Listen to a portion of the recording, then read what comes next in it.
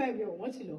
Ẹ jẹ́ ká jọ wo àwọn ọ̀rọ̀ kan tá à ń kọ sílẹ̀ tó ṣe wípé bá a ṣe ń kọ kò tọ́ àti bá a ṣe lè kọ wọ́n lọ́nà tó tọ́. Ní ọ̀pọ̀ ìgbà tí a bá ń sọ̀rọ̀ tá a bá pe ọ̀rọ̀ kan lẹ́nu yóò dàbí wípé ọ̀rọ̀ kan ṣoṣo ni. Èyí ló fà tẹ́lòmíì bá fẹ́ kọ sílẹ̀ wọn ò kọ papọ̀. Rárá o, àwọn ọ̀rọ̀ kan wà dé pé tá a bá sọ gan, tá a bá fẹ́ kọ wọ́n sílẹ̀ ó lè jẹ́ wípé ọ̀rọ̀ méjì tàbí mẹ́ta ni ó kàn dùn bí ẹyọ kan létí wa ni. Ẹ jẹ́ ká bẹ̀rẹ̀ pẹ̀lú ẹ ṣeun. Ẹ ṣeun. Mo lérò pé ti rí òun ni. Ṣùgbọ́n tí ẹ bá kọ báyìí, ẹ ṣeun kò bójú mu. Ọ̀rọ̀ méjì ni ẹ ṣeun, ẹ ṣeun. Rárá, ẹ ṣeun tàbí o ṣeun.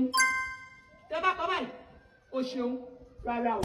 Ẹ tún jẹ́ ká jọ wo adúpẹ́ tàbí mo dúpẹ́. A dúpẹ́ báyìí. Ṣùgbọ́n tí ẹ bá sọ a dúpẹ́. Rárá o. Bó sì jẹ́ mo dúpẹ́ náà lẹ fẹ́ kọ. Ẹ kọ báyìí. Mo dúpẹ́ báyìí ni kì í ṣe mo dúpẹ́. Tẹ́ bá kọ báyìí ẹ ṣe. Ṣùgbọ́n tẹ́ bá kọ lọ́rọ̀ méjì mo dúpẹ́ ẹ gbà. Mo lérò pé ẹ̀kọ́ yìí yé wa. Pàdé tún di kíláàsì èdè Yorùbá mìíràn o. Orúkọ tèmi ò tí ì yí padà. Olùkọ́ èdè Yorùbá yín náà ni Àmọ̀kẹ́ ọmọ bàbá Abílí Onílù.